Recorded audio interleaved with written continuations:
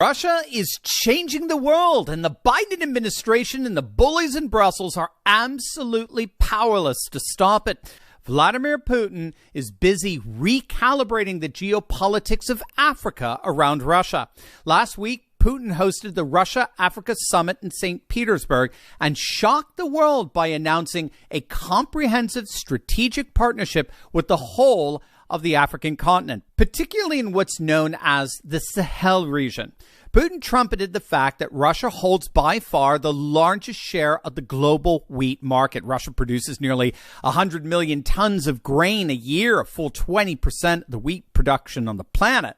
Putin then announced, to the astonishment of all the attendees, that Russia will be supplying 6 nations like Zimbabwe, Burkina Faso, Somalia, and Eritrea, with up to 50,000 tons of grain each in the next 3 to 4 months. And here's the kicker: absolutely free.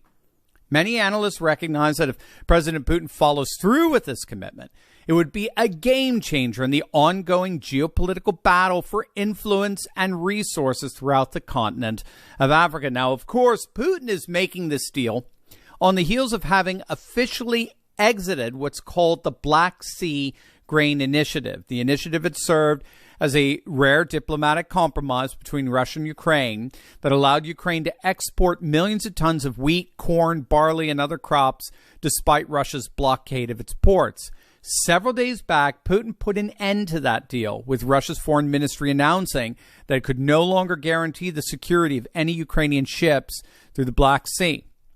Obviously, the end of the initiative has had major implications for global food prices, with the price of wheat shooting up over 5%, contributing to a surge in food prices worldwide. With food prices soaring throughout the world, Putin announced to these African leaders that they are now officially exempt from that food inflation.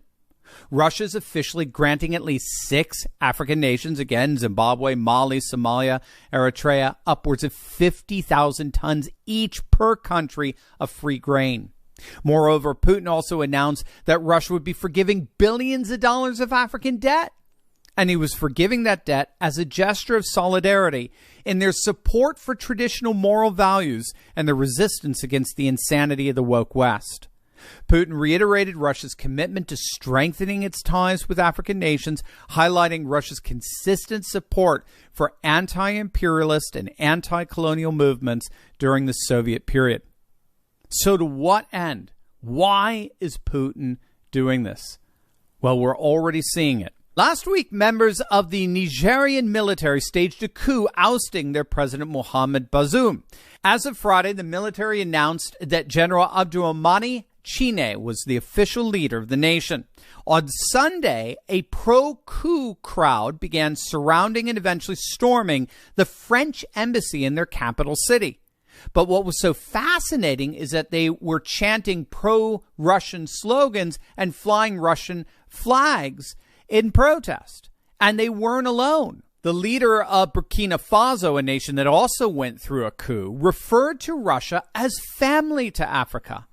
And when word got out that European leaders were considering sending troops to Niger to quell the coup and reinstate Bazoum, nations such as Burkina Faso, Mali, and Guinea, all nations in the Sahel region that's receiving that free wheat from Russia, declared their allegiance to the new regime in Niger, stating that an attack on Niger is an attack on them all.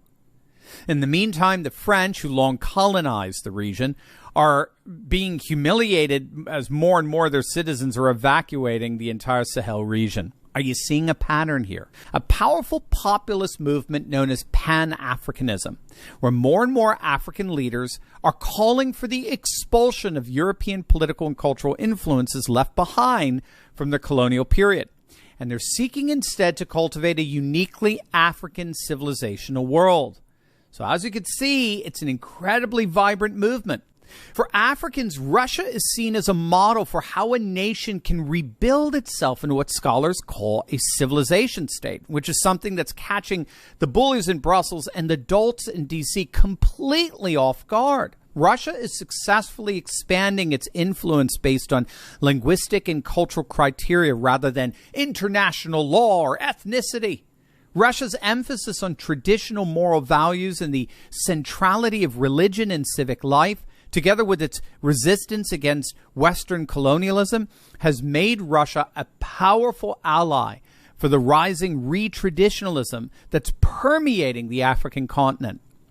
Africans are increasingly seeing themselves far more in solidarity with the traditionalist vision of the world coming out of Moscow than they are the absurd woke world coming out of D.C. and Brussels. A new world is being born right before our very eyes, a far more nationalist, populist, and traditionalist world that seems little bothered over leaving us behind.